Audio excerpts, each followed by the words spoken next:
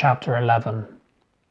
Walking for 10 minutes, Francis and Vincent were now moving further and further from the embassy with every step. The safety and tranquility which Francis craved more than anything was slowly slipping away. Although Francis had walked down this street many times before, it had never been under these conditions, and he felt lost. The snow was falling furiously, which made it difficult to see much more than a few meters ahead. The wind had picked up and was whistling past their faces with ferocity, even picking up fallen snow from the ground and bombarding them with icy particles. "Pass me your phone," grunted Vincent, whose words betrayed his state of exhaustion. He seemed to be suffering due to his sleep-deprived existence over the past couple of days. Rummaging in his coat pocket, Francis found his mobile and passed it apprehensively over.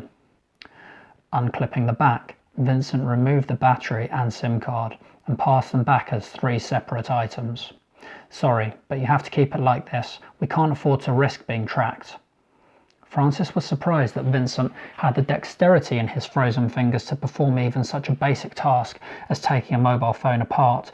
All he could think about was why he had not picked up his gloves before leaving the house. There was no road or foot traffic at this time of night, except for the occasional taxicab, and Vincent was wary of being spotted by the police. Ducking into a side street, they left the main road. The untreated pavement and road surfaces made for treacherous walking conditions, and Francis felt sure that if he did not get inside soon, the wind, snow and cold straight from Siberia would succeed in freezing him to death. "How much further?" Francis hollered, trying to outshout the wind. "Not far now, not far at all." Francis recognised the imposing silhouette of the Sheraton Hotel, which they were now approaching. He had stayed there a few years ago when he first came to Sofia, but had not been back since. "If you tell me that we're going for a drink at the Sheraton, I will be very happy." Vincent cast a dismissive glance at Francis. "We will go for a drink once this is all over," Vincent said. The snow had stopped, but the wind remained brutal. Francis could feel the skin on his face had tightened from the exposure to the freezing temperature. Every facial expression came with an additional twinge of pain. Wading through the powder, which was now knee-deep, Vincent raised his right hand out to the side and stopped walking as Francis gently came to a halt behind the outstretched arm. They stood approximately 200 meters from the hotel as 2 security jeeps came into view and rolled past the front of the entrance gate of the Sheraton. Vincent hoped that they were far enough away for him not to be recognised, but trapped in the moment, they stood perfectly still. "Lucky, really," whispered Vincent. "What's lucky about this?" Francis retorted. "I'll only feel lucky if you don't get me killed." "It's lucky that this is as far as we need to go over ground. This auction is secret, so we can't just dance through the front door of the hotel," Vincent revealed as his right arm dropped down to his side and began to rummage in his trouser pocket. Pulling out a small chain of keys, he brought them up in front of his face, examining what looked like small plastic labels which were stuck to the head of every key. Having seemingly found the key he was looking for, Vincent walked to the entrance of the block of flats they stood before and climbed the 2 steps to the door.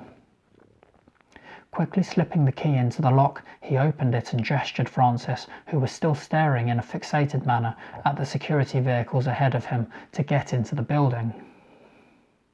Nearly slipping on the first step, Francis quickly obliged and entered the block. Vincent ensured the large metal door didn't slam and slowly clicked it shut. Shaking themselves free of the snow which had amassed on their clothes and compacted around their feet, Francis stood with his back to the wooden pigeonholes which were hidden in the darkness enveloping them.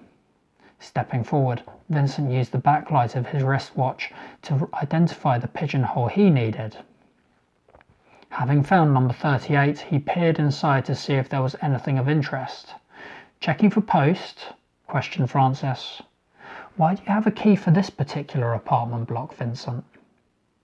Silently standing with his back to Francis, Vincent muttered words under his breath inaudibly and incomprehensibly. Walking to the black metal lattice door which led to the basement, he used the same key that had brought them through the front door to unlock the basement gate. This gate had clearly not been oiled or maintained in a very long time. The sound of the rusty hinge joints scratching open was not a noise which Francis was accustomed to in his life of high-quality appliances and living conditions. Flicking the light switch on the cold brick wall past the gate, a dim but welcoming luminescence came from the corridor which ended at the foot of the long descending stairs. Walking through the gateway after Vincent and clicking it shut behind him, a thick, musky, damp smell began to creep into Francis's nose. Like a strange type of incense, the scent was not unpleasant, but rather soothing. It was certainly freezing in this place, as he walked cautiously down the steps, one by one, but he felt strange warmth.